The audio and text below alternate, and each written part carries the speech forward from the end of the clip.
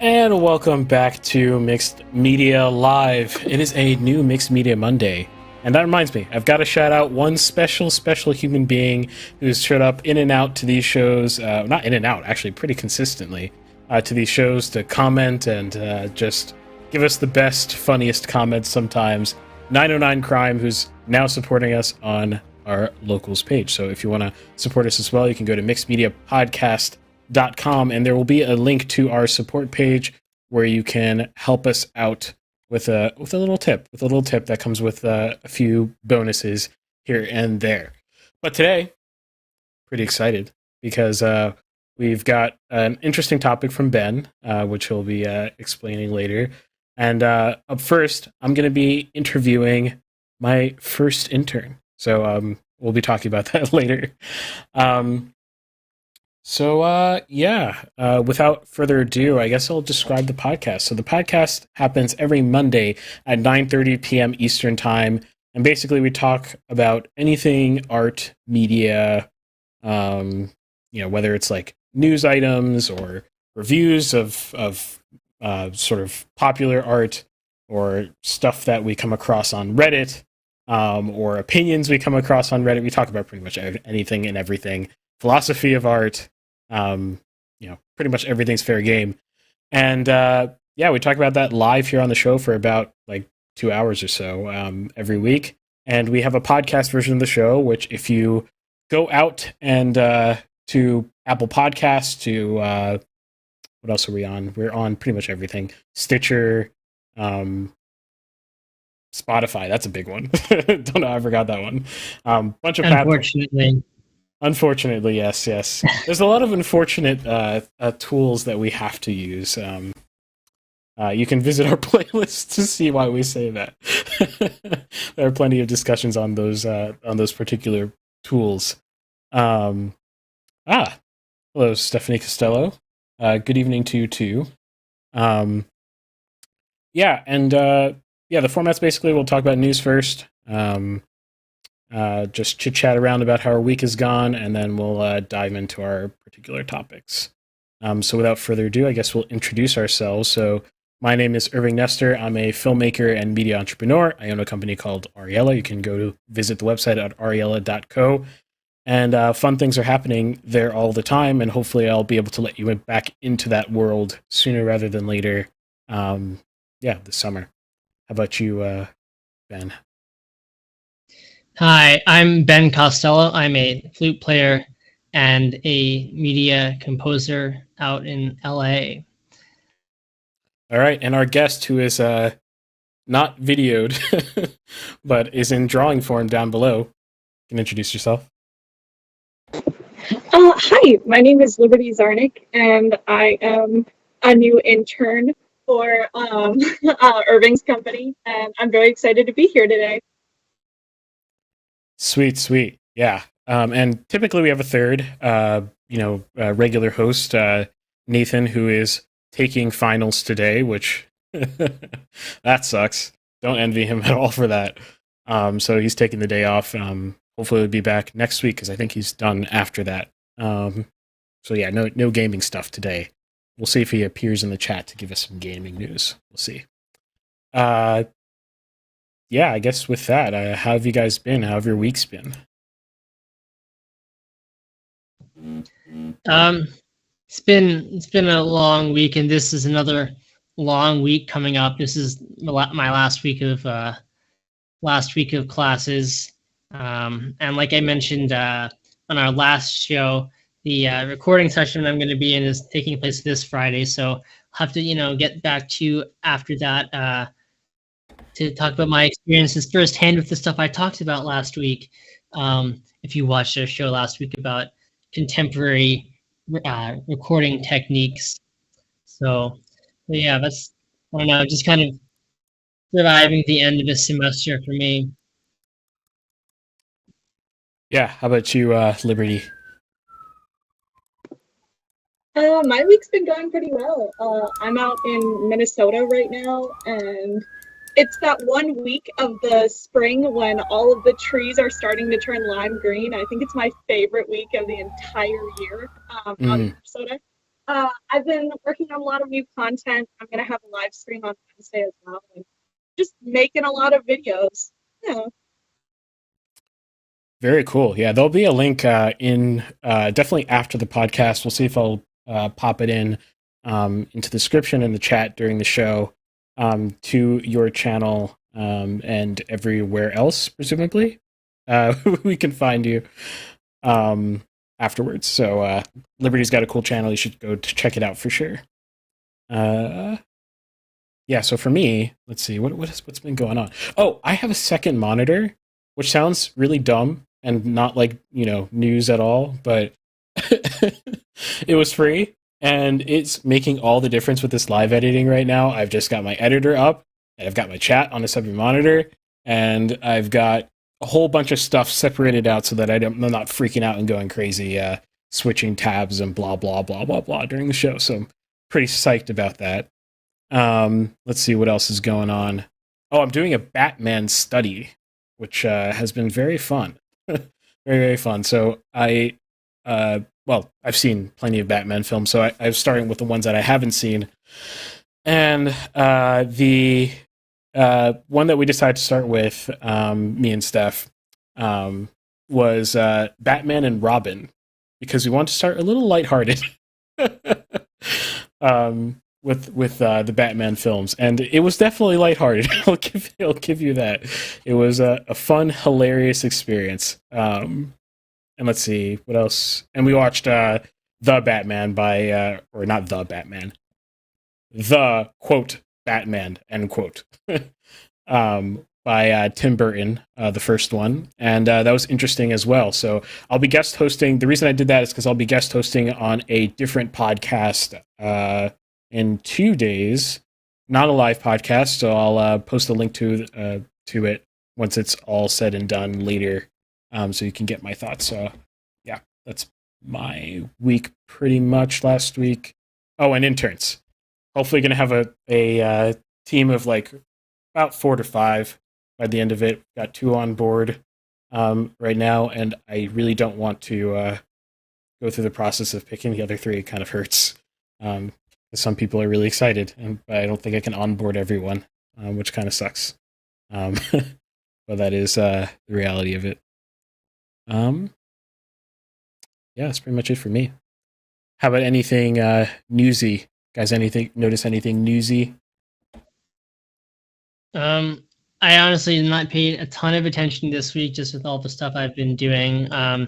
There's been some interesting developments in the whole over the past few weeks, just in general, with the whole situation of the lockout of musicians at the San Antonio Symphony. But that's kind of a whole another music like orchestras and unions. There's a whole it could be a whole topic, I suppose. Also, I noticed today the Alan Dershowitz is kind of, and some of the American hyper conservative legal world is trying to offer legal aid to Anna Netrebko, who is pretty famous Russian soprano who was fired from her roles at the Metropolitan Opera over her support of Putin. So I saw that recently today, and I thought it was, funny or interesting in some sort of interest. I don't know, some sort of way, just worth pointing out that happened. So, isn't Alan Dershowitz considered to be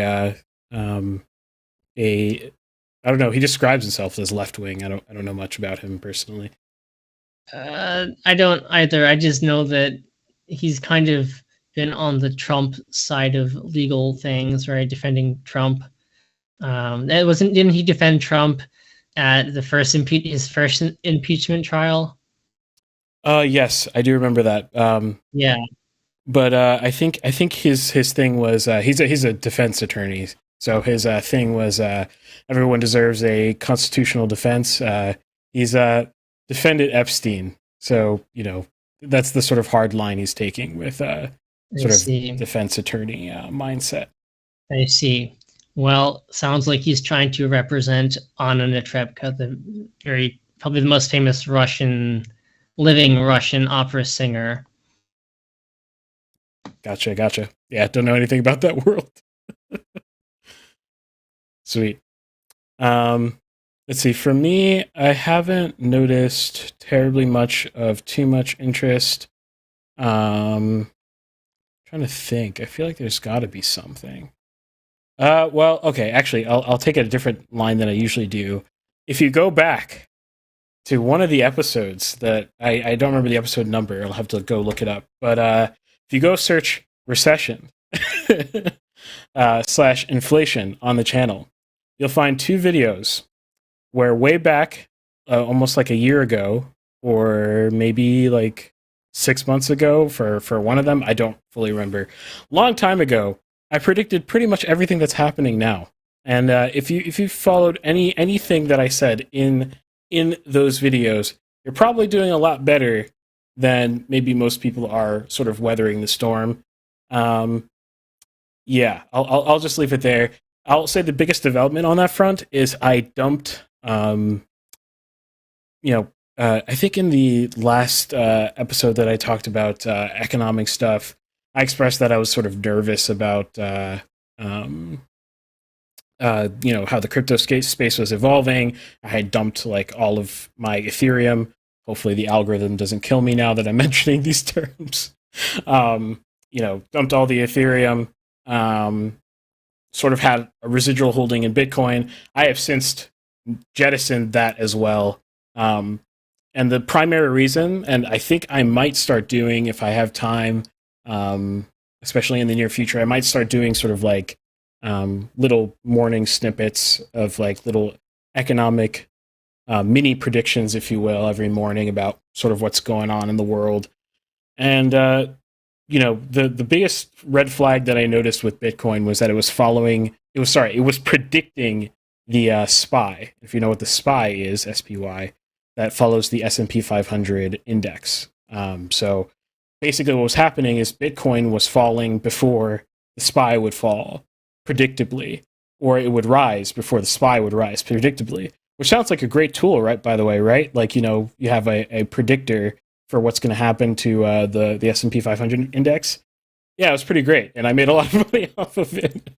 So, shorting or calling the market depending on what Bitcoin was doing. But that was really alarming because I was like, that's not healthy for Bitcoin to be following the S&P 500 index. It indicates to me that there's some weird attachment that I don't understand to the equities market, which is not what Bitcoin should be. And there should be very little correlation in theory if things are working the way they should.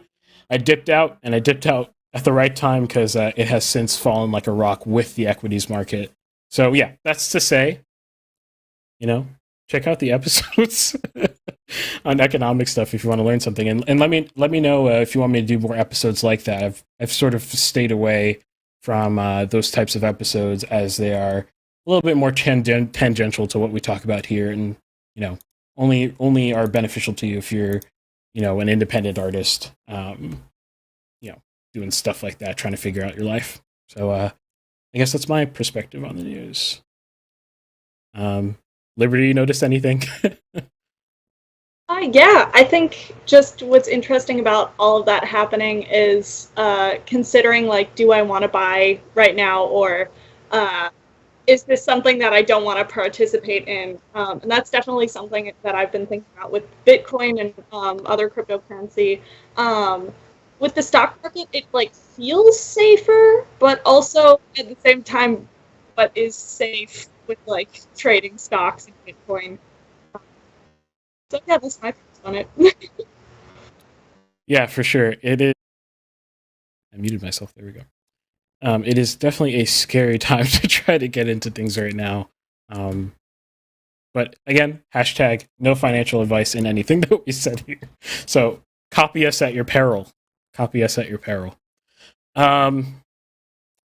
Cool. That's pretty much it. Oh, the last thing I want to do is while I'm talking to Liberty, and if she goes on any tangents and gives me opportunities to do any interesting coffee brewing, I've been meaning to show this off on the show for a while now. I feel like 909 Crime would enjoy it if he were here, but he's not here right now. I found this very interesting coffee brewer. Either of you heard of James Hoffman on YouTube? Nope. No? Okay. Well, pretty big coffee YouTuber. Brilliant channel. Love his channel. Very inspirational for me. In any case, he did a little special on this thing here. Which is the most ridiculous coffee brewer you could ever ask someone to have invented. And it is what it looks like. It is a brew pipe. It is a brew pipe, meaning I will be brewing coffee in this pipe right here and drinking it throughout the show. Because why the heck not? This is joy. This is joy in a product right here. Joy in the silliness of this product is very, very silly. Yes, and it actually works much better than you might think. It's just a little hit of very concentrated coffee. Is it going to be the best cup of coffee that you've ever had? No, definitely not. But that's not the point. It's a fun, rugged device. So, yeah, there you go. Yeah, how do you use it, by the way? Like, what's the whole process of it?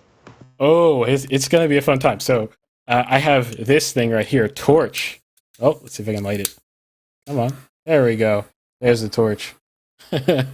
And, oh, hello. There we go. This torch, this water, I already ground the coffee.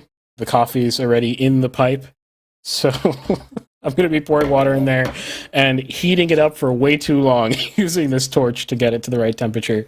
And it looks really stupid when I have to find what the right temperature is using this thermometer. It is a really silly process. It is stupid and impractical, but it is fun. So I will do it. Yeah, that's a shout out to Bripe. If you want to sponsor me, I will shill your product all day, every day, because I love it. It's ridiculous. Yeah, so that's all I've got on my end, pretty much. All right, so let's see. Let's see. Am I echoing, by the way, on your guys' end? No. No? Okay.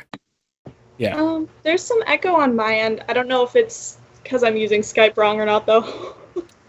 Okay, yeah. I don't think there's echo, so I think we should be good.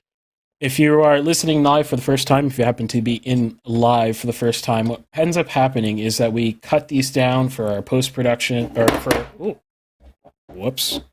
That is the torch. What we do is we cut these down to cut out all the technical difficulties that very, very, very often happen with this live show, mostly regarding Skype. And that's why you never see it, and it's a beautiful, polished, no speech errors, no weird loud sounds here and there.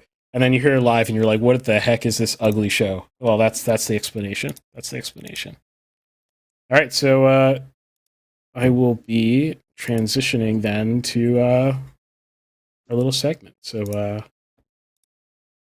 let's see, awkward part that will be cut out.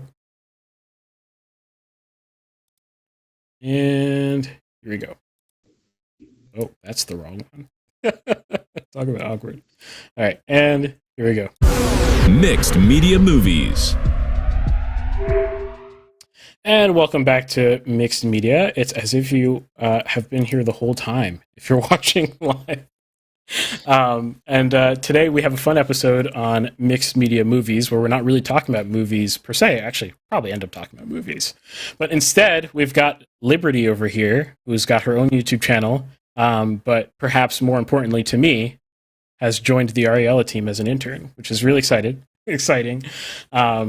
She'll be doing video stuff of some sort that we haven't decided quite yet, but excited to see what the team of interns is gonna cook up this summer. Should be a fun time. So how are you, Liberty? I'm doing pretty well. How are you guys? Pretty good. Yeah, we had this discussion earlier, pretty much about how our weeks went. So if you want to check out that episode, you can head back to the prior episode that was just posted. Yeah. So, well, how do you? Well, here's my first question. How do you say your last name? Sorry, say that again? My audio's a bit wonky right now. Oh, sorry. Yeah. How do you say your last name? Oh, Czarnik. Czarnik. It's like czar, and then you add Nick to the end of it, like a Russian czar. Gotcha. Cool. Very cool. Yeah, and Thank you. Yep. I'm assuming that's a Polish. I'm assuming that's a Polish name. Yep, it's a very Polish last name. Yeah. In true Russian fashion, we're not gonna anglicize the Slavic tsa as CZ. That's a very Polish thing. So that would be my clue as to that. I have no idea, so I would not be able to to comment on that at all. Yeah, it's a fundamental problem of Polish being a Slavic language, but using the Roman alphabet. How do you capture the nice tsar, right? The tsa. There's no letter for that in English, so. Yeah, for sure. So Liberty, you want to give us a rundown? Basically, since the first memory you have until now. Just kidding. But basically, just generally about you and how you got here, and what your passions are. Yeah. So ever since I was little, which I think is a normal thing for kids, I remember one of my oldest memories about film actually was my parents. I have an older brother named Justice. And when we were toddlers, my parents didn't like to wake up early in the morning, but we liked to as little kids. So they set up the night before, they had on the TV. The TV was set to PBS. They would have Pop-Tarts in the toaster and juicy juice boxes set up. And so when we would wake up at 4 or 5 in the morning, we'd just go downstairs and turn on the toaster and everything would be ready for us. So I was raised on both playing outside and cartoons. So as a kid, I think I really wanted to just make a cartoon, honestly. And then when I learned that you could make them, I was over the moon, ecstatic. Wait, I can do whatever I want. Just make whatever story. So, wait, hold on. I'm gonna pause you real quick. Sorry. I also loved math as a kid and continued that throughout college. I went to a small college in Minnesota. So small, in fact, that they didn't have filmmaker, but I took so many courses that they ended up grandfathering me into the new film major because they had so many film courses that they made for me. And on top of that, I was still taking a lot of math courses. I was kind of at a crossroads when I graduated during the pandemic. And at the time, I was like, I need to make as much money as humanly possible. So I took the first job that was offered to me, and that was at a tech software company. Worked there for 9 months and realized this is not my passion at all. So I quit my job, and in this whole time that I was in college and such, I've been making YouTube videos. So now I've been putting my heart and soul in my content, and just seeing where that goes. Yeah, I hate to tell you right now, but I think you were cutting in and out there. I was trying to say something. Yeah. I don't know if you could hear me. But I think what's happening is you have noise cancellation up all the way or something like that. I don't know if you can turn it down real quick. Oh, yeah. Can I also just, because I think I'm hearing the post-editing. Is there a way to get that out for my part of the cycle? Let's see here. Is that any better? No? Oh. Can you hear me now? Oh. can you? We have people who want to hear about the Pop-Tarts, so you might have to go back. You might have to go back on your story a little bit. That's kind of where I lost what you were saying. So I'll say it again. I just can't. It's still stuck. I don't know exactly what's going on with it. Let me see. Oh.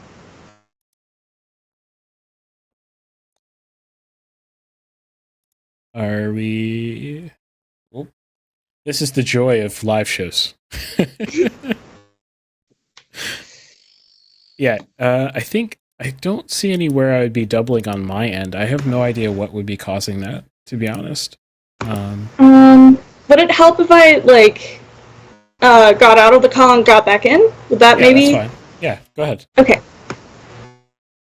All right, in the meantime, while she's doing that, and hopefully she'll just auto come back in, I'll start the first process of the bribe here. So if you missed it on the last part of the show, I've got this really stupid but awesome brewer right here, which has got coffee inside, pre-ground, and I've got some water in a little flask that I'll be using to brew it. Pretty silly. Oh, I think okay. This?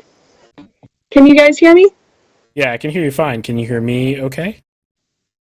Yeah, I realized this is the most ridiculous thing. I had the YouTube live stream up in the background. I was like, why? It's so loud.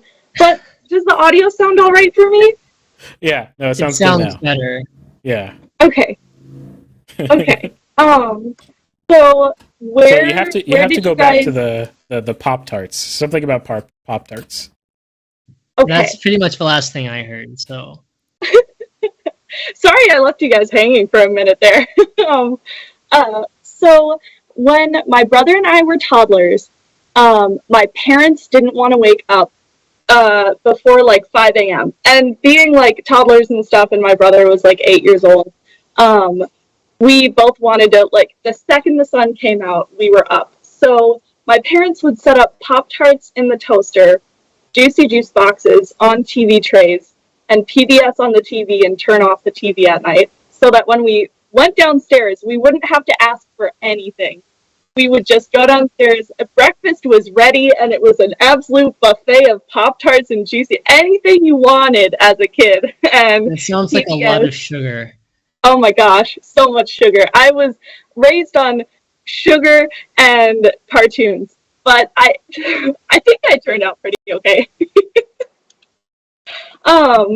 So because of that, I as a kid, I was like, when I grow up, I want to be a cartoon character, and learned that you can't. That's not really a career choice. You can be a voice actor, or you could animate. And I learned about animating, and I was like, oh wait, you can create these characters. And from then on, I was just so infatuated with the idea of creating my own content.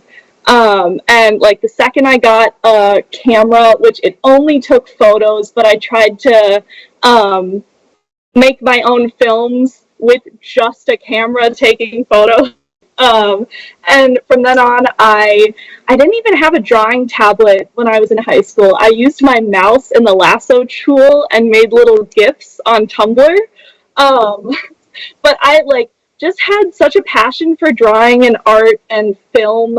And I went to this really small college in Minnesota, ended up taking so many film courses. They didn't have a major at the time, but I kept asking for oh, are you guys going to have this course or this course?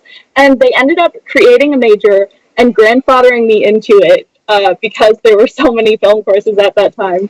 But at the same time, I was taking a lot of math courses. Loved math as well, still love math.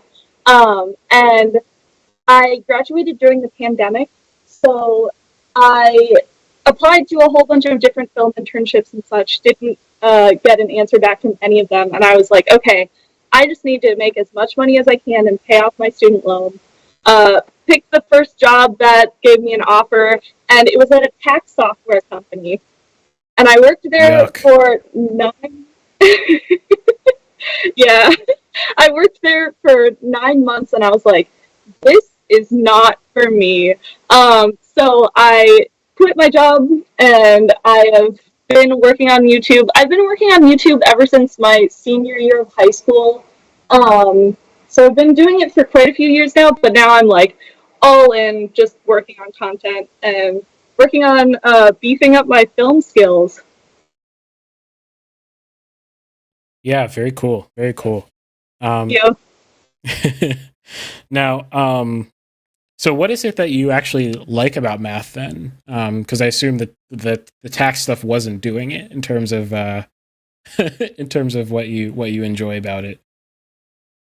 Yeah, I think my favorite part about math, one fun thing was I went to this extremely small elementary school, and it closed down my 5th grade year. But it was so small that my mom was my math teacher there. She was the math teacher that worked there, and since it was a private school, we got tuition really cheap because she worked there. And she instilled a passion for math in me that was just, it made math so much more fun, a lot more about like discovery than like, okay, you have to memorize these things. And I also got, what was it?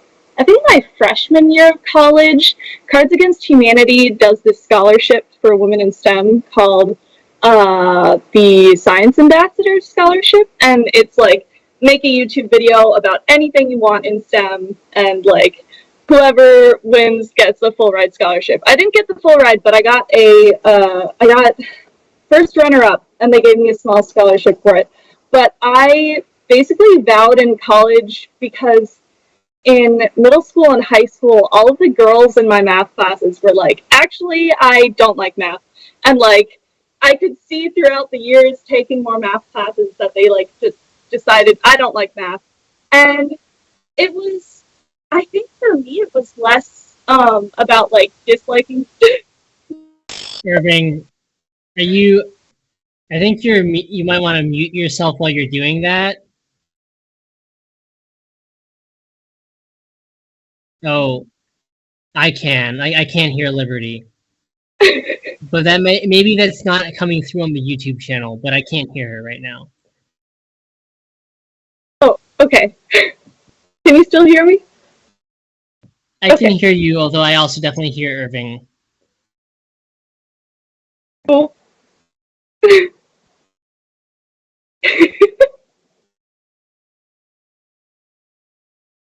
Can you still hear me? Yeah. How is that possible? My mic was literally off. Like, I turned the mic off. That's fascinating. I don't know. Okay, well, I don't know. So one thing that's happening right now is my torch is stuck on and it's not shutting off.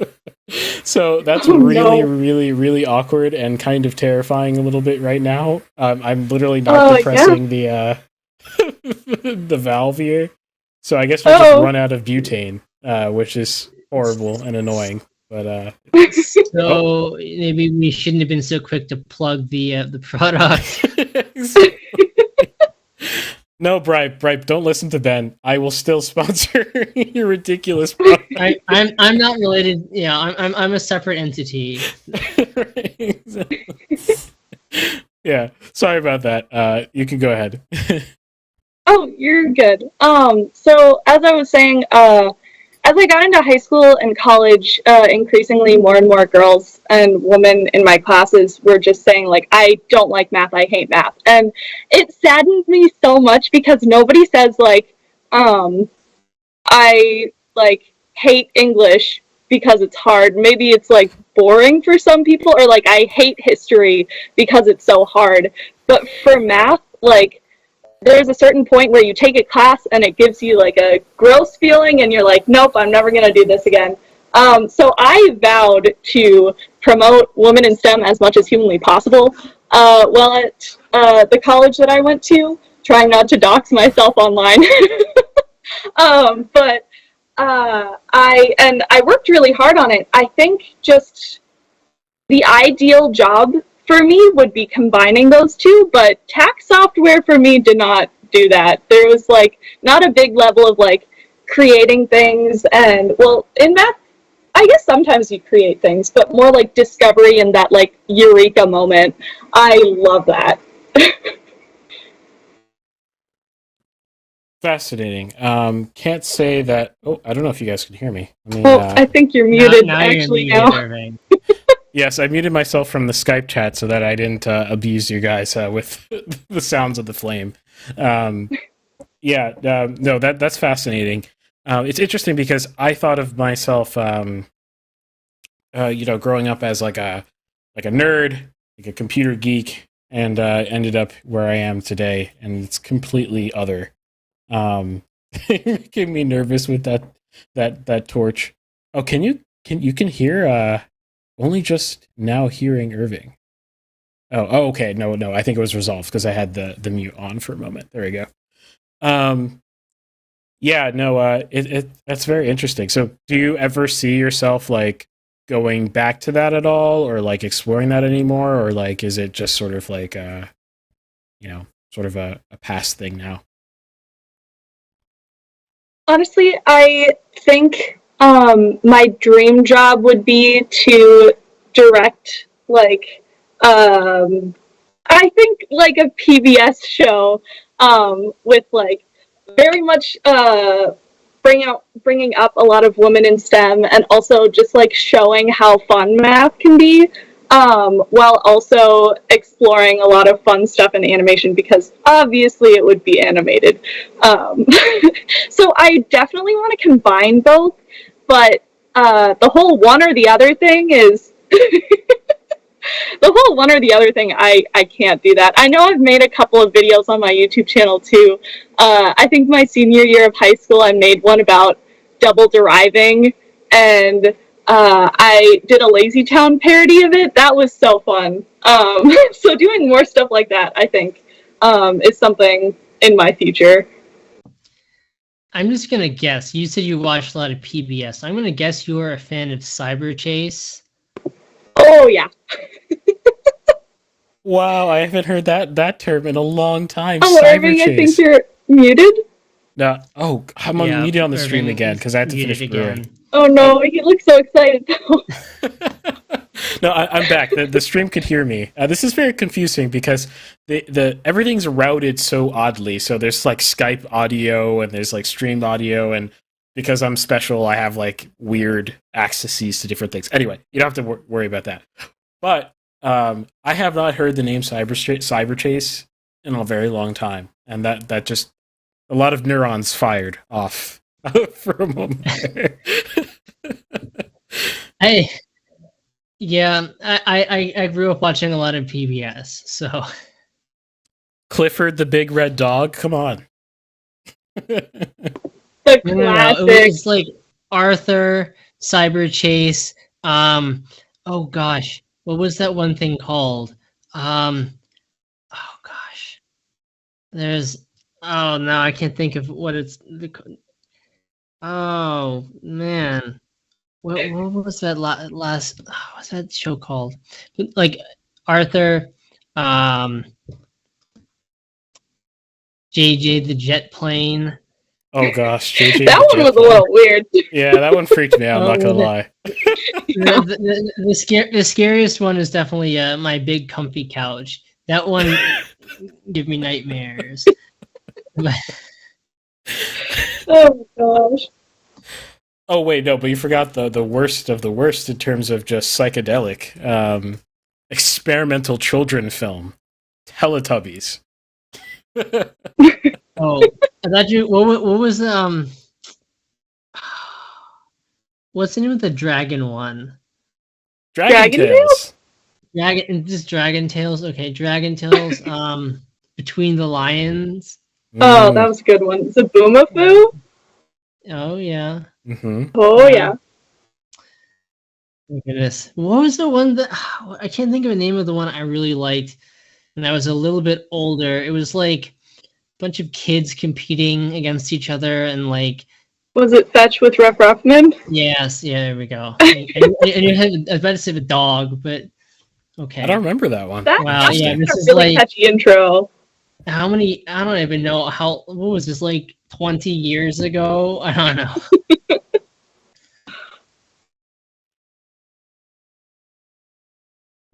For those of you who are interested, I have just completed the brewing process. It is ready to drink after a quick stir from my little thermometer here. So, yeah, I'm hyped. Although it probably brewed very poorly because of the many interruptions that we had on the way there.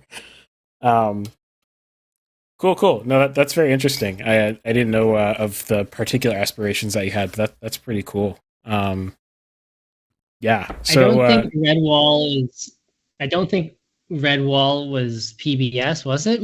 Was it? Redwall and PBS. Redwall. I don't even know what Redwall is. So Yeah, I don't know what. That's unfortunate. You don't know what Redwall is. That No. it's probably the show that had the most impact on me of anything I've ever seen. Is that the mouse one? Yeah. Oh yeah, I remember you mentioning it once. Was that was PBS? Okay. Well then we can include that on my list too.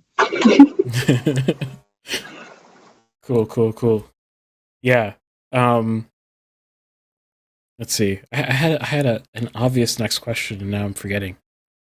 Well, in any case, yes, the mouse. Yeah. Yeah. It has like what is it? What was it about the show that was impactful to you, Ben? I forget.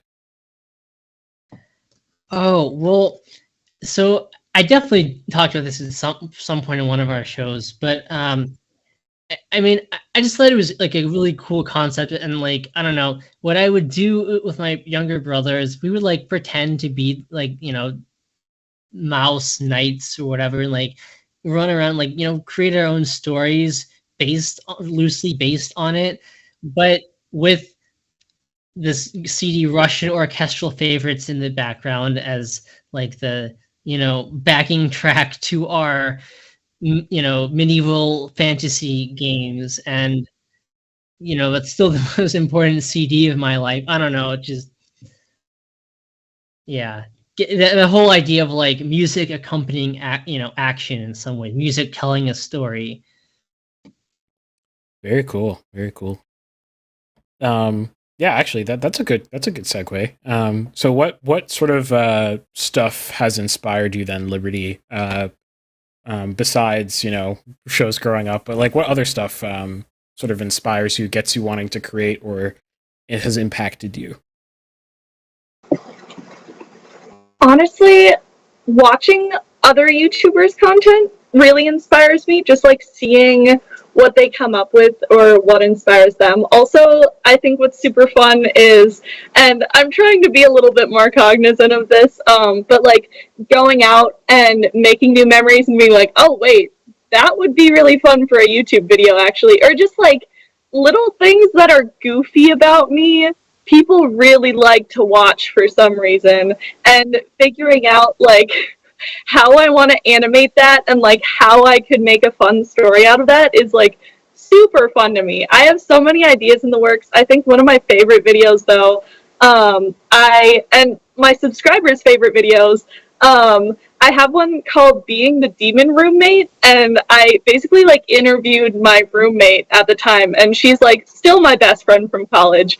But just like there was one point where oh yeah, because I snored a lot in my sleep, and I probably still do, but I don't have someone poking me in the middle of the night saying, hey, can you stop snoring? But she was very sensitive to snoring, so there was one night where she like poked me in my sleep, and I turned around and I was like, but I wasn't even being loud. And like I had the saddest puppy dog eyes.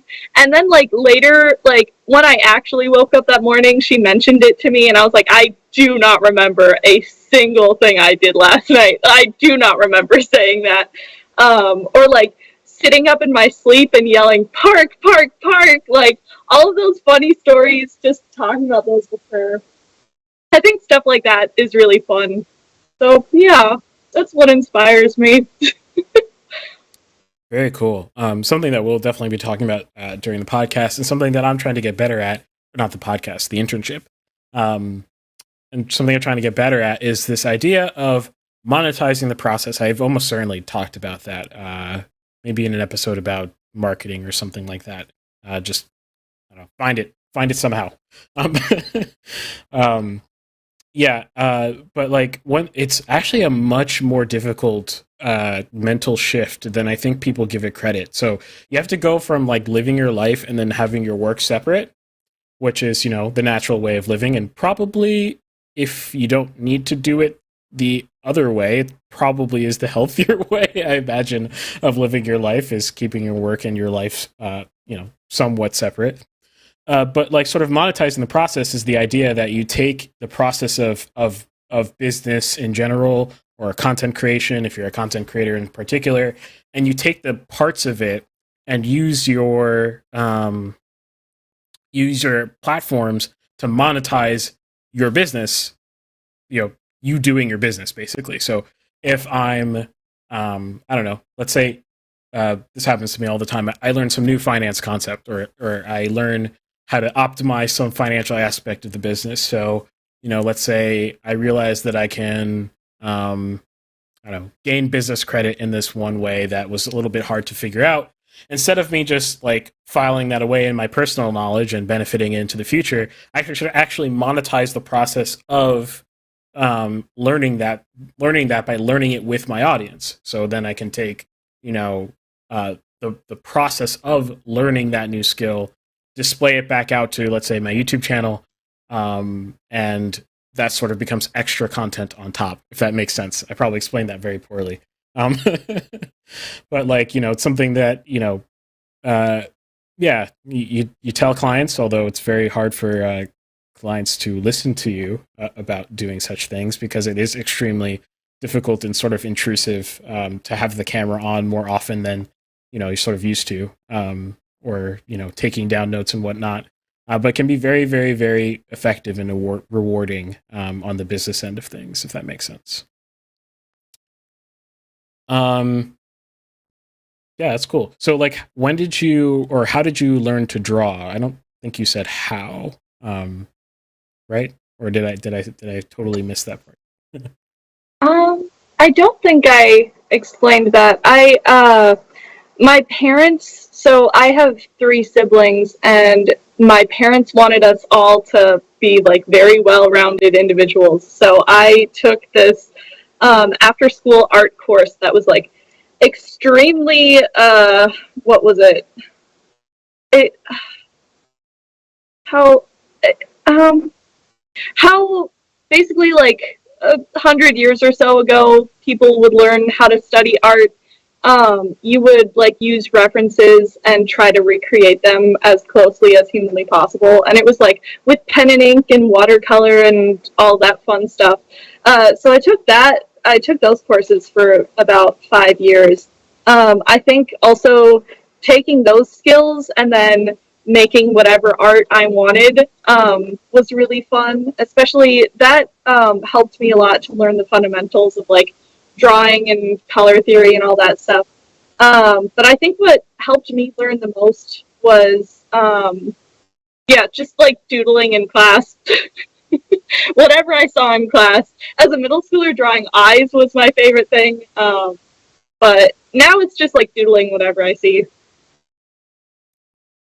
Yeah, very cool. Yeah, I can't draw for the life of me. So if I'm creating something, it must be digital in some way, shape, or form, which you know, pains me, because in some way I feel like I'm not a real artist at the end of the day if I rely on tools to keep everything nice and neat in the way I want them to be, and the ability to edit, you know, like my really rough digital sketch and stuff like that. I can't draw for the life of me. Not even close. Yeah. I bet you can. Everybody can draw a little bit at least. And also, I will say that is one thing about being a digital artist is now, like, if I try drawing on paper and there's no undo button, I'm like, oh no, what am I supposed to do now? Or like different layers. I want to draw under this, not over it. Real life drawing is kind of hard. Yeah, for sure. How about films though? Like any films that you really love, genres you really love, stuff like that? I have my favorite, I think it's, yes, 4 favorite films.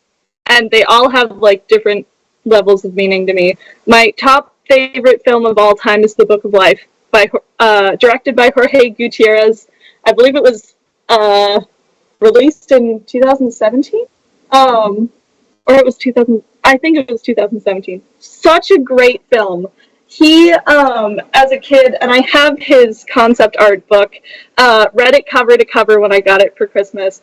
But he basically, as a kid, would go through these Disney concept art books, and he was so excited to see how beautiful the art was, and so upset when they didn't like have that concept art in the film, and it ended up just looking like any other Disney film. So he vowed, he was like, I'm gonna make this film, and whatever concept art we make that's beautiful is going to be in it, and it is absolutely gorgeous. My other 3 are, what are they? The Secret of Kells. I did a whole talk at my college about the geometry behind it. It's about the Book of Kells. And it's just geometrically brilliant. It's a gorgeous film made by a company in Ireland. I believe that they did Wolfwalkers, if either of you guys know that film as well. You stumped me. That's cool. If you haven't seen it, you need to see Secret of Kells. It is absolutely, like, you start watching it and you're like, okay, maybe this is just like a little kid's film, and then you continue watching and it is gorgeous. 3rd favorite film of all time, I'm blanking on it. But my 4th one is Meet the Robinsons, because it's like little STEM boy but animated film, and I love STEM. Yeah, very cool. Yeah. I mean, I couldn't. I definitely could not even well, actually, so recently, I think I said this on a prior episode. I rewatched There Will Be Blood. I don't know if you've seen that at all. Yes. Yeah. So good. Well, what are your thoughts before I say anything? Oh my gosh. I took a literature and film course in college, and so we read Oil, which, it's based off of.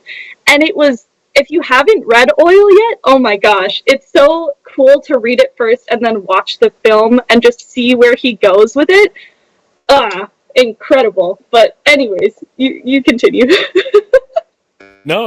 I actually have not read Oil, and it's definitely on my list of things to read. Definitely want to read it.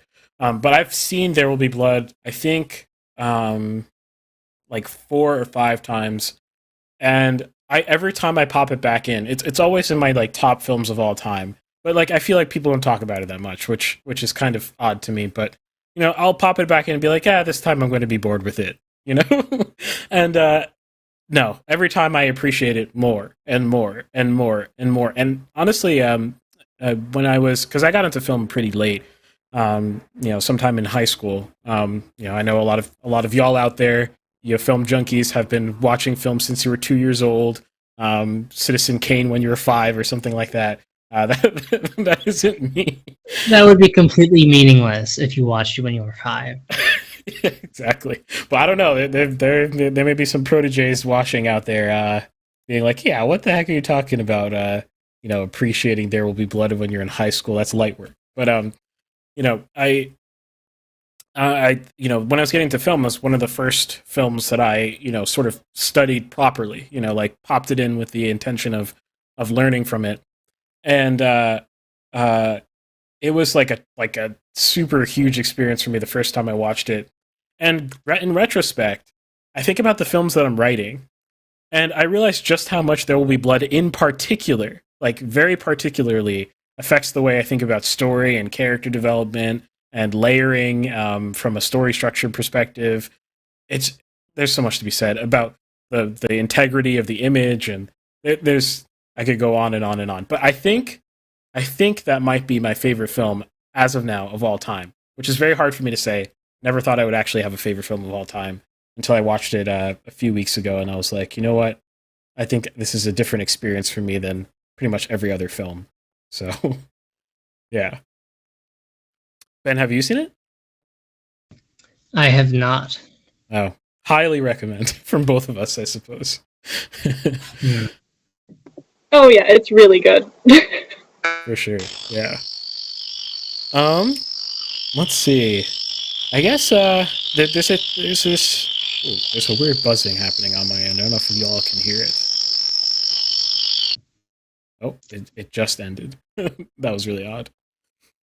Stuff that gets cut out in post. So on this podcast, we have a tradition of asking all of our guests, the same question, because we sort of started off this podcast with this premise that we'll be spicy and edgy or something like that. Then we kind of just did whatever we wanted to do. What give me one opinion related to anything that you love, in the aesthetic art sort of realm of things, that is a contrarian opinion, any hot take, so to speak, that you may have. What's your hottest take?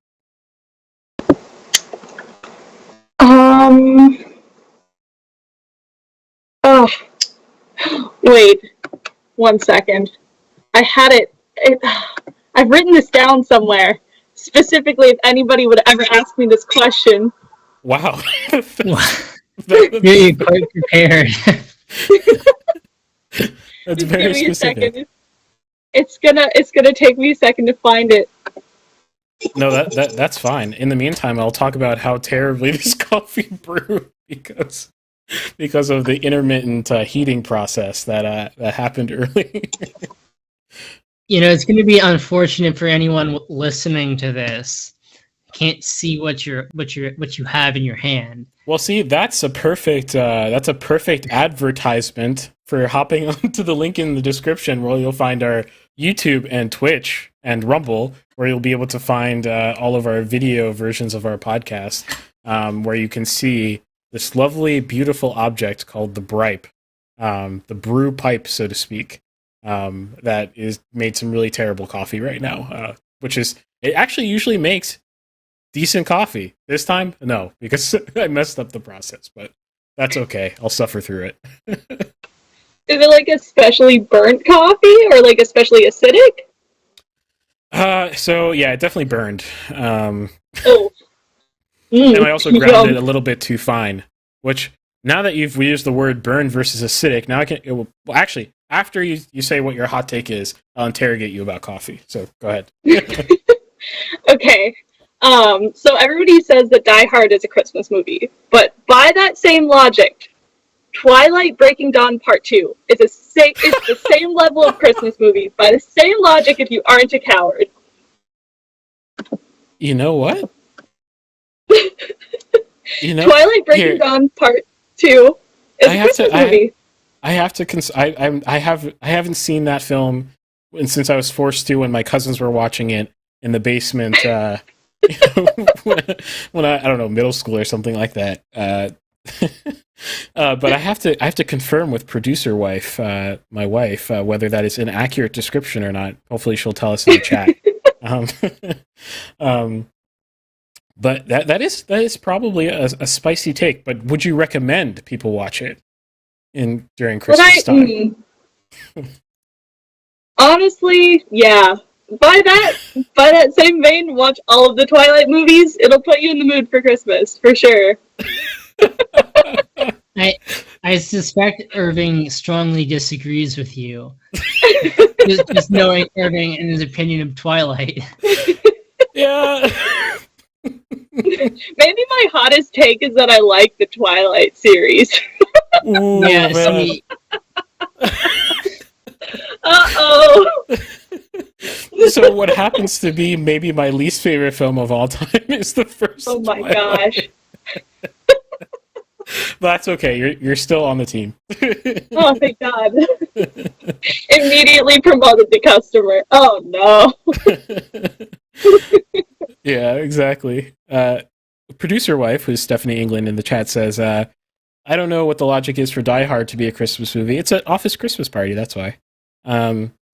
Lol, so can't comment. Interesting. Ha, I'm not alone. No. We can't allow producer wife to get ideas. We actually have all the Blu-rays or DVDs or whatever in our house currently, and I have somehow avoided the other two films in the franchise. Not for long. Oh, So man. I can't comment on this because I've never seen any of these films and I have no desire to ever see them. So I can't comment. I know it was a good take though, because it started a conversation. Exactly. That's what we live for. I mean, come on. I mean, it's. I will say that it is remarkable film. Like it is actually like I think out of all, again, my opinion here, out of all the bad films that I've watched, it is extremely remarkable how uniquely bad, in my opinion, Twilight is. It is like an out of body experience. It's like it's I don't even know how to describe it. It's I definitely have some dissociation that goes on watching. That's what makes it so good. If you're not dissociating, then what's the point? Yeah, maybe it's good in the sense that it does what what drugs may do to you normally.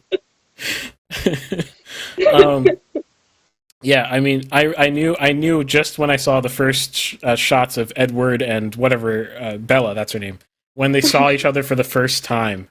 Those shots are seared into my mind. They are terrifying. There are some of the most terrifying cinema I have ever seen of these longing looks at each other. It was, and here's the crazy part.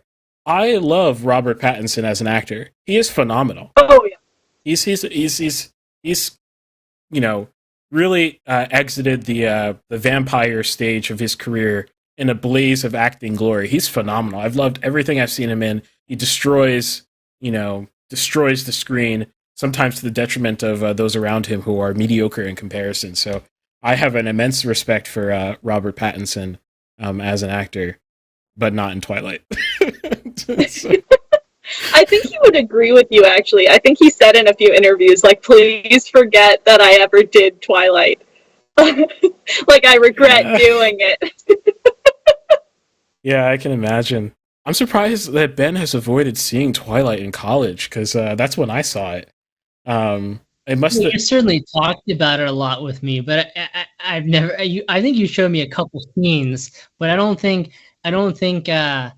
No, what I'm not sure what context I would ever have watched it in. Well, actually, okay. Here's a hot take. Well, it's not a hot take at all. It is a hot take because The Room usually has this category. The best, so bad it's good movie of all time is actually a Twilight ripoff called The Last Vampire on Earth. And if you have not, down. Yes, it is an afternoon. It's a special film. It is a Twilight ripoff. It is like, I didn't realize how much of a Twilight ripoff. I mean, you get the idea when you watch it. Like, wow, this is a Twilight ripoff. If you know anything about Twilight at all, you're like, okay, this is definitely riffing on some of that. Then you watch Twilight and you realize that he like tried to practically remake like half the scenes, and it is a special movie. It is actually close to my heart as one of the best worst movies of all time. I'm totally there with you, Irving. Yeah, it's an experience. We actually first saw it, if you remember, Ben, on set for my first big short film, Operation First Light. We watched it in the break room. Yeah. Yes, I definitely remember that. And then we watched it like a few days later too, and It's just that good.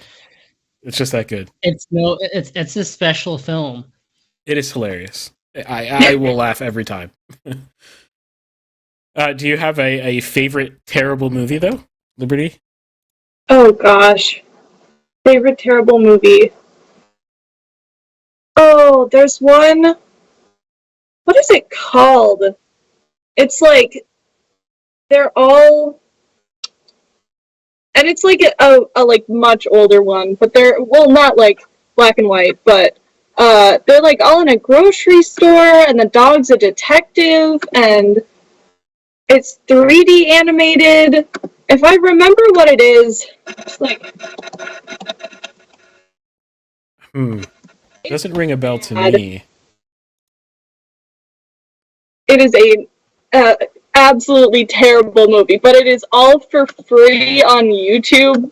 Oh. And I watched it one time while drawing, and I was like, oh, like the animation, it's like they tried to like rotoscope somebody moving, but it looks like, oh, it's haunting animation, but oh, is it so fun to watch. I think it gave me a headache watching it, actually, but it was good. Yeah, I suppose films can sort of induce psychological processes that are typically associated with drugs in the right circumstance. So for chat, the film is The Last Vampire on Earth. I'll type it out. Vampire on Earth by the acclaimed Vitaly Versace, if you can believe that name. Vitaly could it get any better than Vitaly Versace? So actually Leroy Jenkins in the chat, which I haven't seen in a while. What's up, buddy? Has said that the film that you're referring to might be Food Fight. I don't know if that rings a bell. Yes, it's Food Fight. Yes. Oh my god. If you haven't seen Food Fight, you should. But it also hurts your eyes to watch. In like the best way possible, but also the worst. I think I had to pause it halfway through. It's good, but it's bad. Yeah. Cool. So I don't know. I mean, is there anything else you want to say about yourself before we wrap up? It's been kind of crazy that we're already at an hour into the stream. I'm kind of surprised. But anything else you want to say about yourself? Direct anyone to your feeds or any other hot takes or whatever you want to say.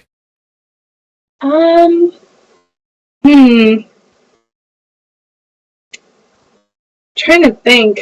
Honestly, this was really fun, and if you guys would like to have me on again, I would love that. That would be great. Also, I am planning on doing live streams once a week, Wednesdays. Pretty much doing the same thing, just talking to my subscribers and whoever's on there. I do that on Wednesdays. I don't know if I just said that or not. And I'm posting a lot more new content. I have one video in the works right now that I'm really excited to post. And I'm also really excited to be on the team and work with Irving. So, yeah, thanks for having me. For sure. Now, you have the option, if you want, to stick around. We're going to switch gears to Ben's segment, but it's also a very different segment about music. So if you don't want to stick around, it's up to you. Or if you want to stick around and chat, doesn't matter. No pressure either way. I think I might join the live stream then, if that's okay with you guys. Totally fine. All right, so okay. Do you go by Libby, by the way? Because I noticed you type out Libby in a lot of places. Should I call you Libby? You can call me that. A lot of kids called me that when I was a little kid, so it makes me feel a little bit weird. Okay. So I won't call you that. Liberty. No, you're good. All of my family members have like their nicknames as their emails and stuff, so understandable. But yeah. Okay, cool. Well, thanks for being on, Liberty. I'm sure I'll hit you up later. There are a few characters that'll probably be recurring on the show. At certain points. Maybe if there's a podcast topic that you're super interested in, you'll almost certainly be able to see our schedule and list and stuff like that. You can hop on whenever you want. So yeah. Well, thanks for having me, guys. Yep. Yeah, thanks for joining us. Yeah. See you in the chat. Bye. Bye.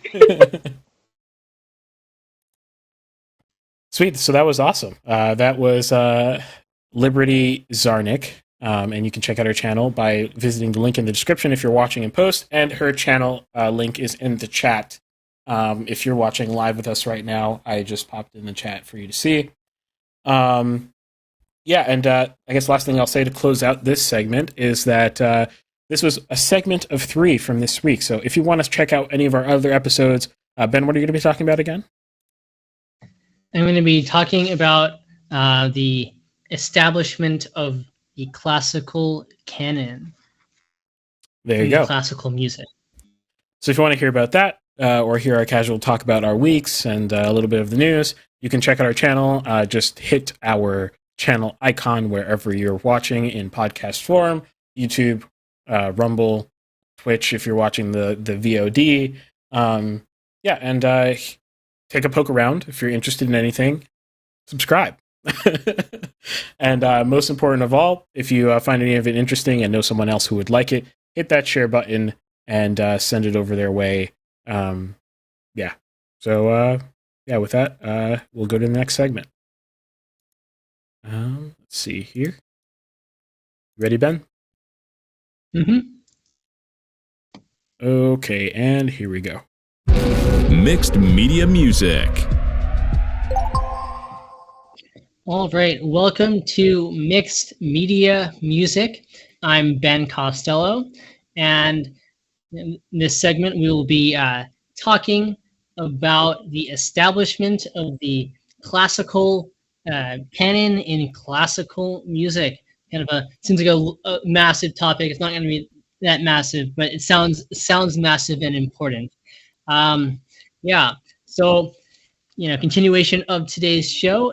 We've already heard from Irving's new intern, Liberty Czarnik, and talking a little bit about herself. So if you are interested in hearing that, go, check that episode out.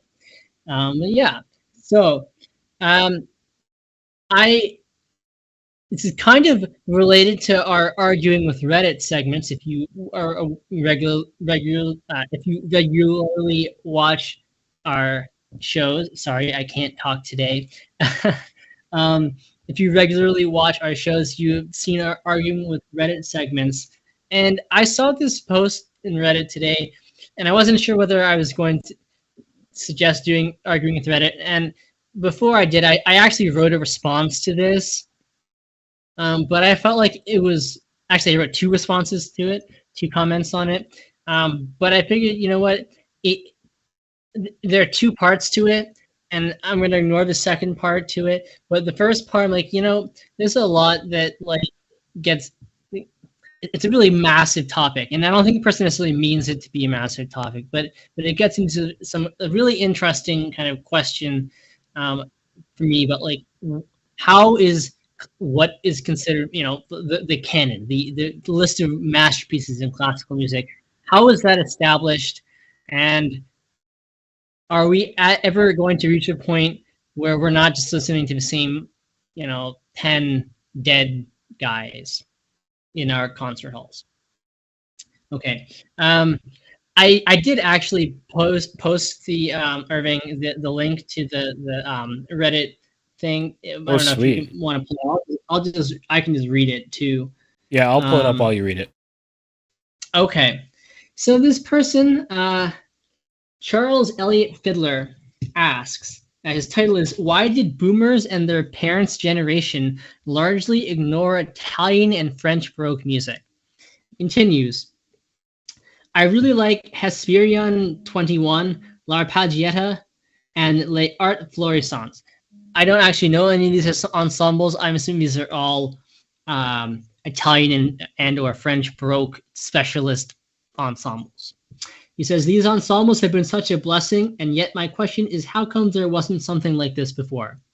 I often look at my grandparents' generation with contempt because all they did was rave about Rossini, Verdi, Wagner, and other such artists, but they hardly ever really paid any close attention to Monteverdi, Cavalli, Lully, Couperin, Purcell, etc.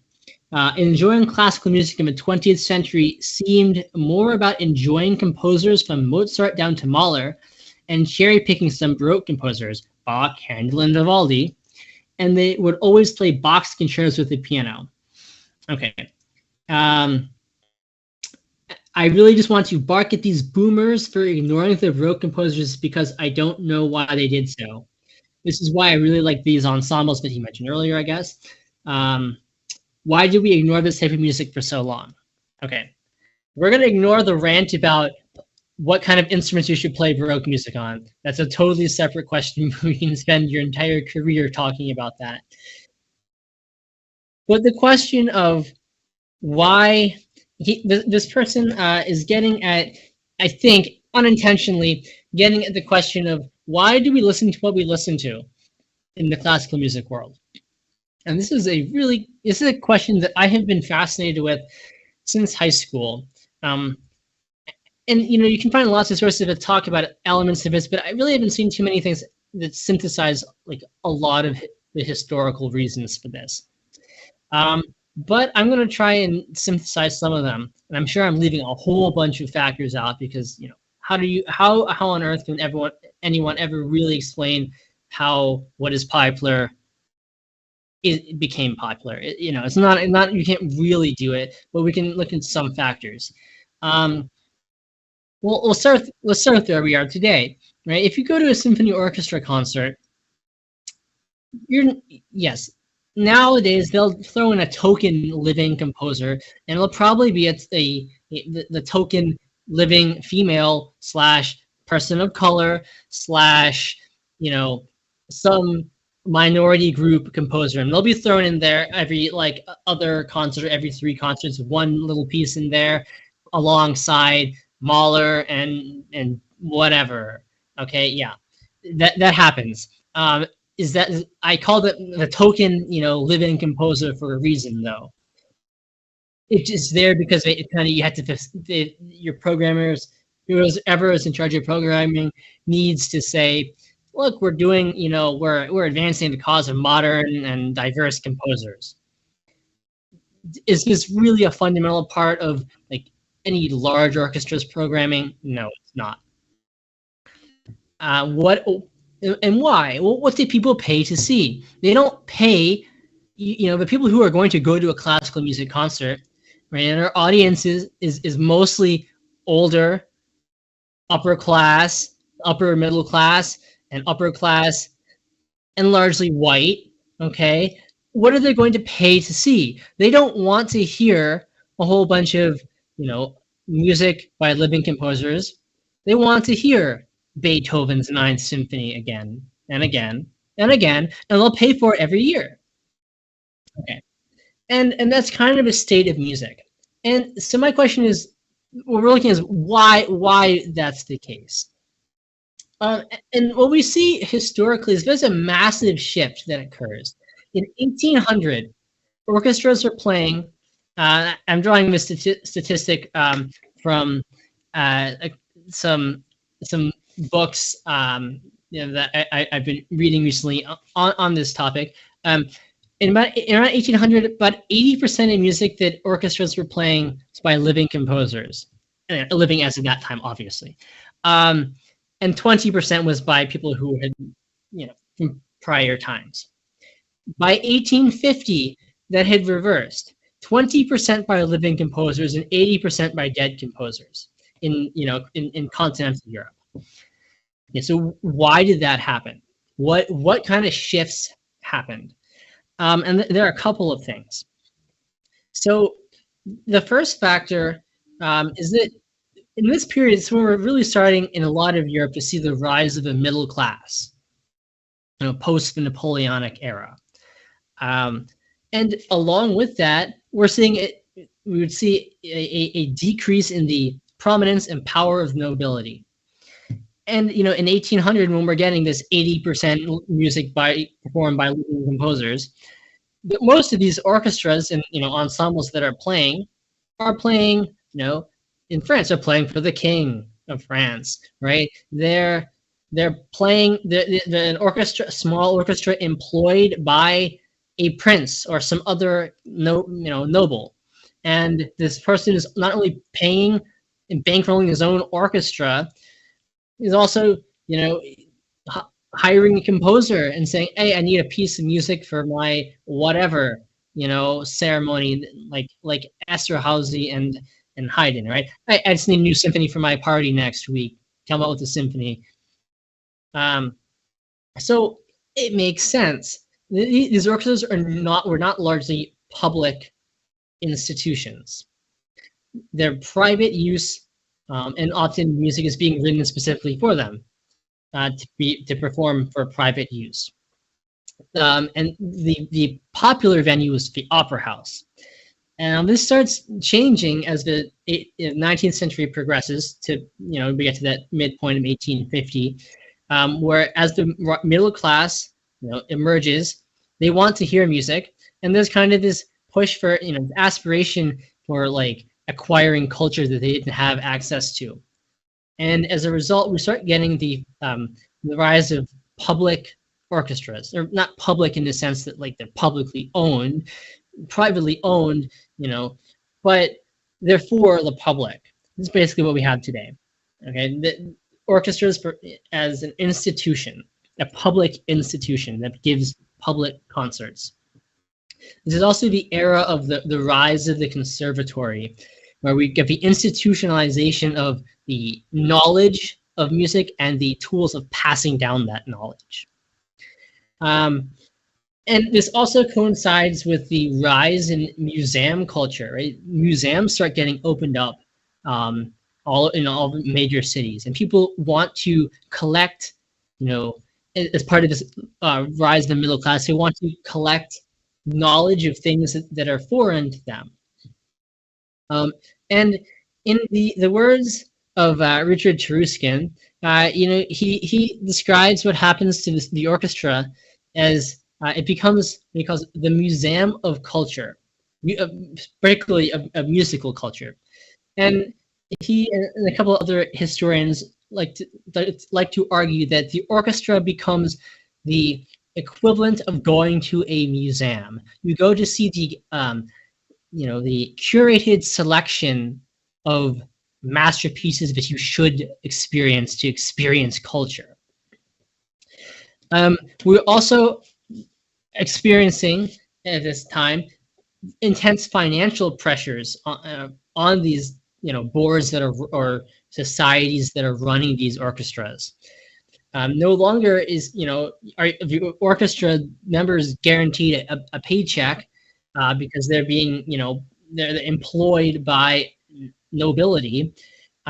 They're it's a public job, right? That depends on the income of the ticket revenue in particular, right? So we have the orchestras, people who are running this up, programming it, they have to appeal to whatever it is that gets people to come out and see them. Okay, they're dependent on ticket sales. So it's to their benefit also to establish, these are like the works that you need to hear in advertising, and then you go to see the works you need to hear. And this is further, like I said, codified by these conservatories that are passing down what is, like the model of that we should be aspiring to as composers. So the institutionalization of the orchestra, right, it leads to this desire to go back and curate things from the past. And that, again, leads to the exclusion of living composers, which is kind of odd for us to think.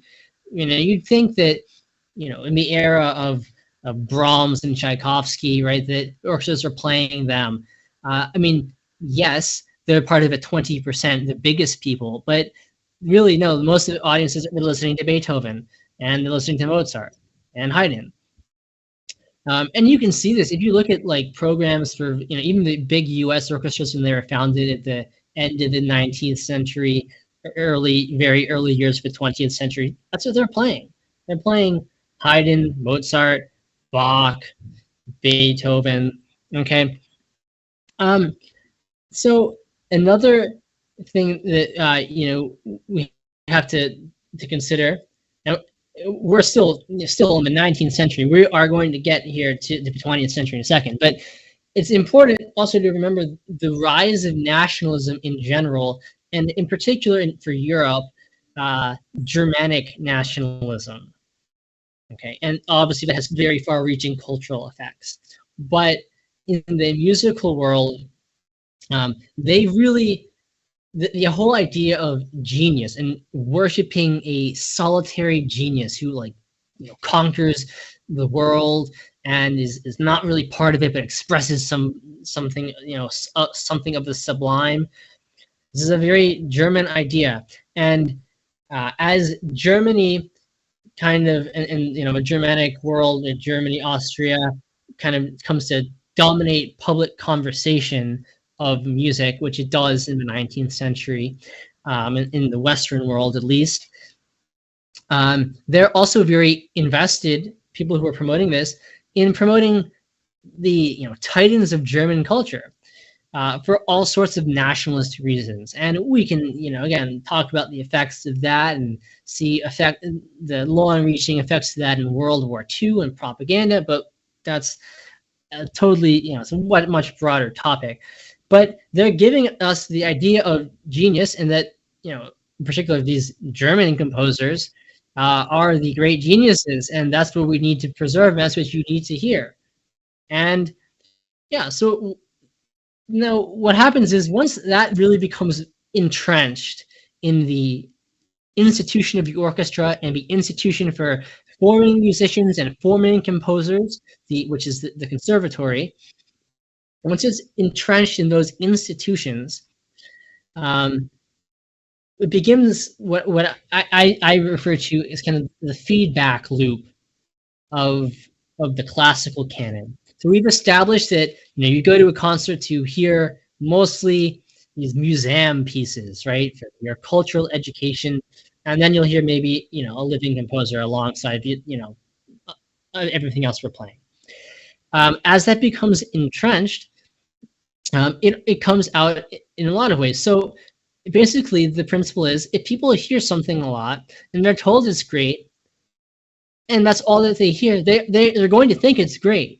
Whether they would have come to that conclusion on their own independently, right? I don't know. But if that's all that you hear when you go out to hear something, and you're constantly told it's great, and you enjoy it, and I'm not saying that these works are not great, but if that's what you're told is kind of the canon, then that's what you want to hear, and that's what you're going to pay to hear. So that's what they're going to program again so that they get your money. And then you're going to go and hear it again and say, wow, I really like it. I want to hear it again. All right. And that's still kind of a cycle that we're in now.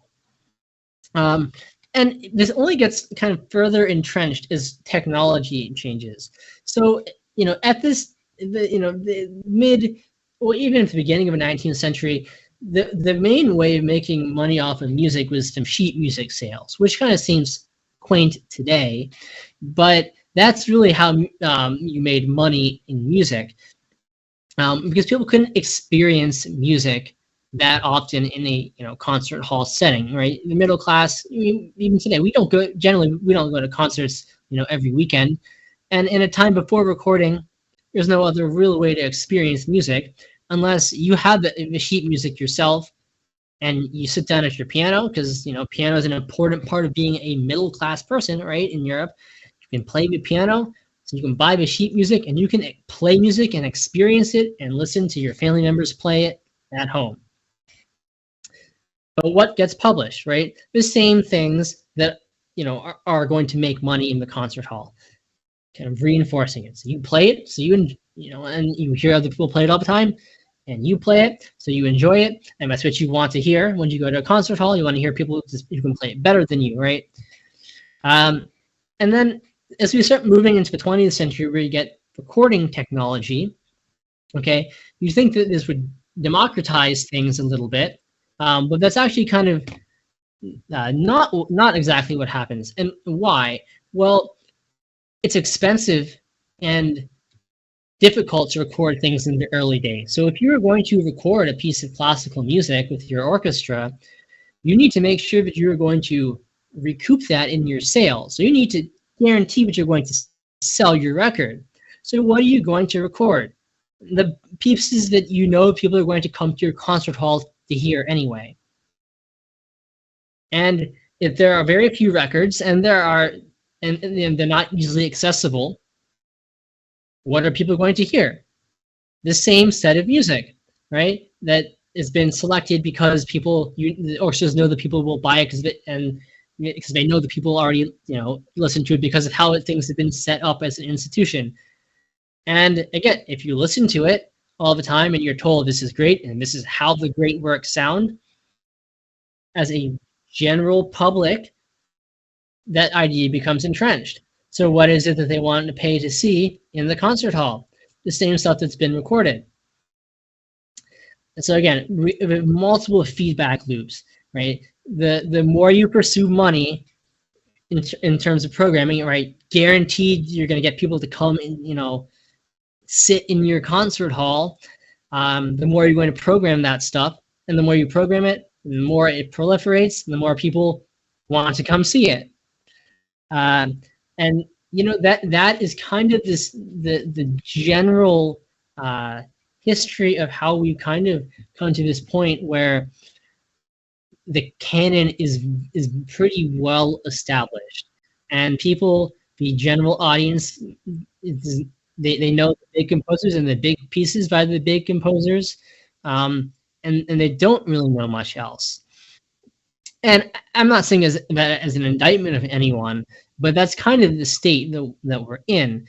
And unfortunately, we get to the whole question of, is classical music dying? Well, in part, I think that we're right now at a kind of crossroads in this feedback loop of the creation of canon.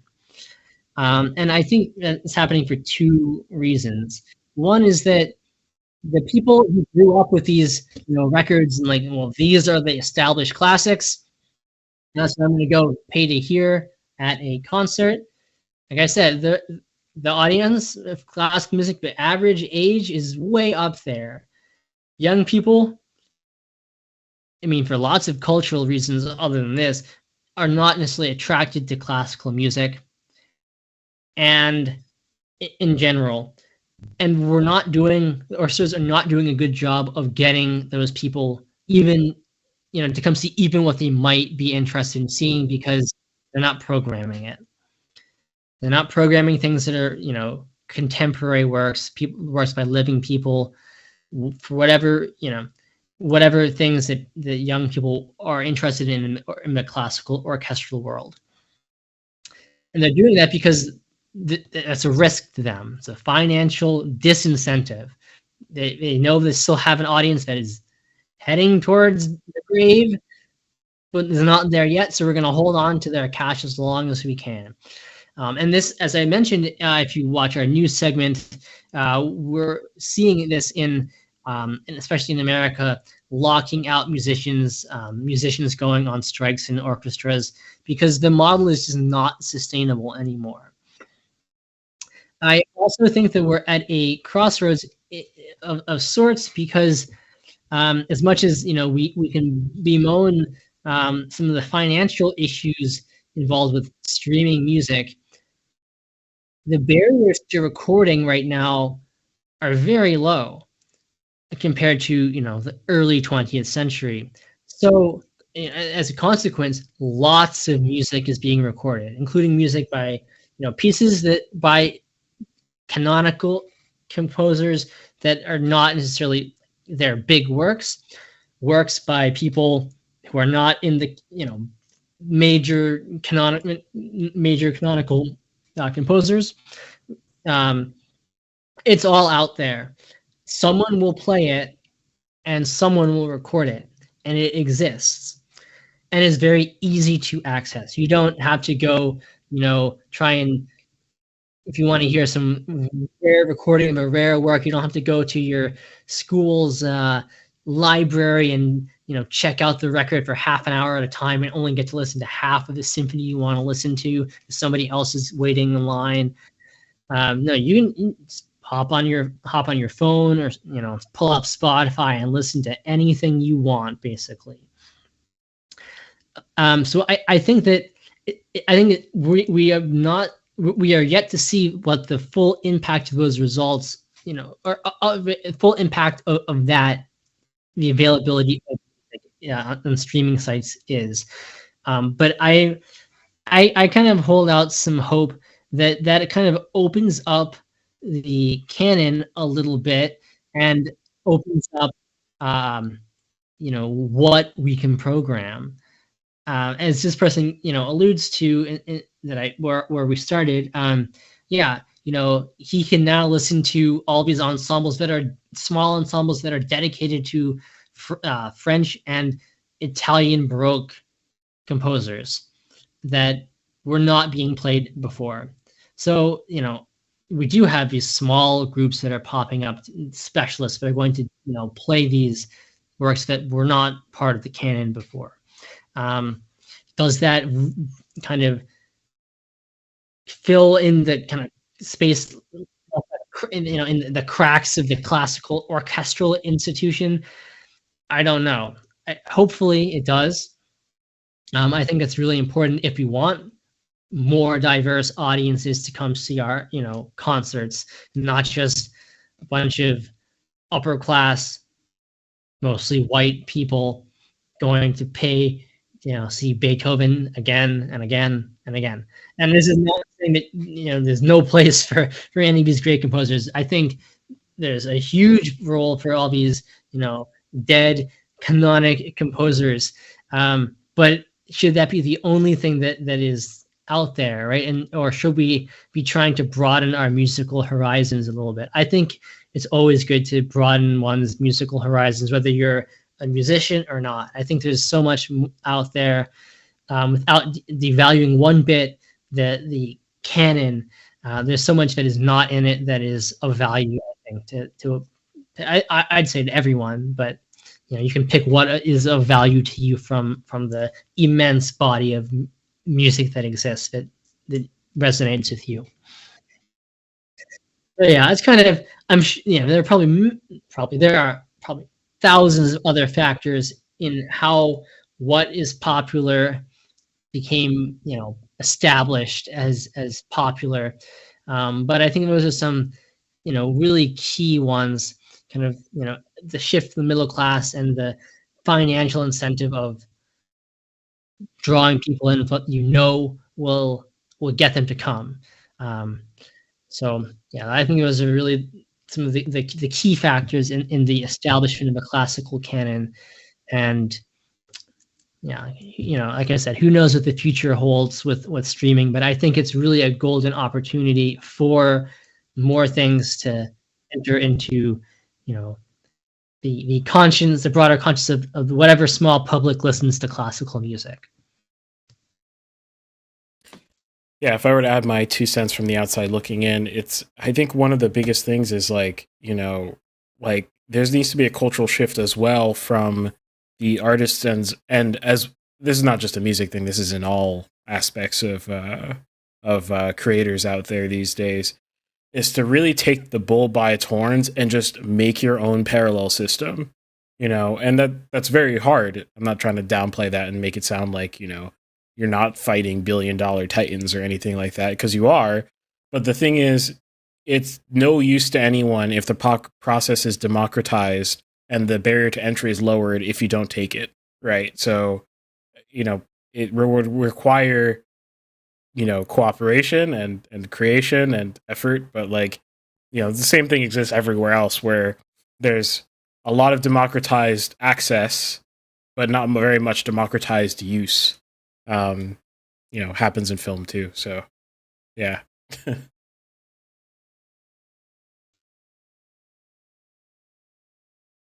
You're muted. No, sorry. Yeah. So yeah, I mean, it's kind of a complicated, issue, I would say. I'm not an advocate for not performing the great composers, whatever that means, but we know that means the 3 Bs, right? Bach, Beethoven, and Brahms. We don't even have to debate the merits of these composers, right? My point is that whatever your definition of great is, we know what gets the majority of the classical music audience out there to come to a concert. I'm not saying the canon has no place. I just think it needs to be expanded, not just in in a temporal direction, to include things that are being written now, because that's really how the art form can survive. I think it needs to be broadened. I don't know how do I describe it, but in an adjective. But it needs to be broadened to encompass, people who are dead but were left out of that for whatever reason. I think it needs to be broadened to include things that are not strictly, concert classical music. Embrace, more a greater diversity of styles, as we've talked about in a couple episodes recently. Embrace things like film music, because I think I think it's classical music. I think I had arguing with Reddit where we talked about this maybe 2 weeks ago.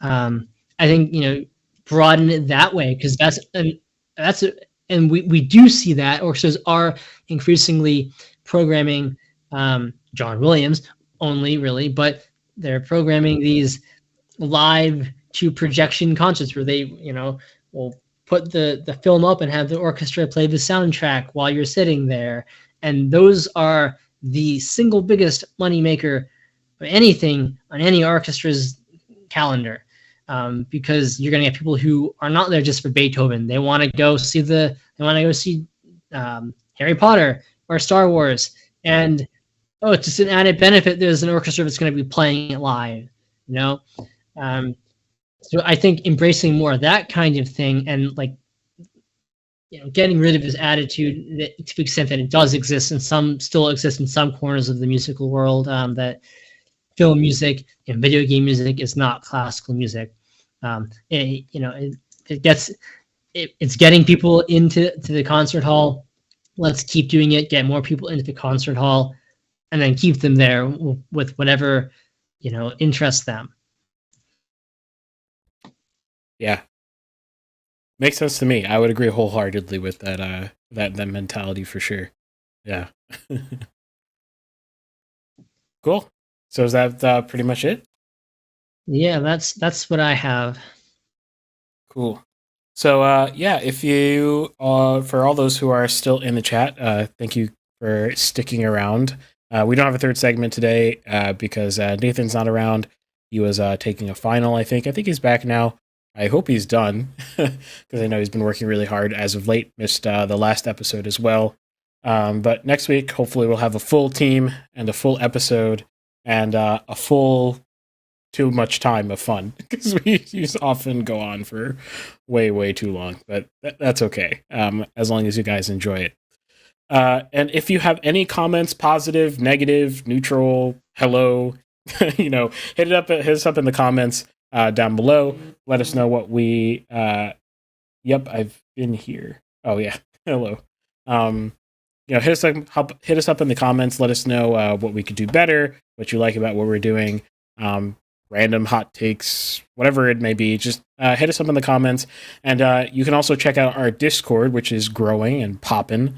You can go to mixedmediapodcast.com rather, and there you'll find a link to our Discord. It's also in the description, probably separately somewhere. And you'll be able to interact with us all week on there. And lastly, again, a shout out to 909 Crime, who has joined the Auriela switch modes mixed media support page on mixedmedia.locals.com. We didn't see him today, which is very surprising. It's the first week that he's a subscriber and he's not drawing on the live whiteboard. Is kind of crazy. So maybe we'll see some doodling next week. But there's a bunch of perks on there. If you go to mixedmedia.locals.com, you'll see some perks about what you get as a supporter. It really helps us to get the podcast out to more people, helps cover our costs, and it motivates us to keep going. So thank you all for watching and sticking around, and we'll see you next week. Yeah, thanks for listening and watching. Bye. Oh, there you go. Look, tell a man no trouble. I don't want beef, man. I just want vibes. Big man like me, no need for the telephone hype. I got too much getting online. One rule, then dead I'm on site. Wrong move, I bet they gon' ride. No need for the telephone hype.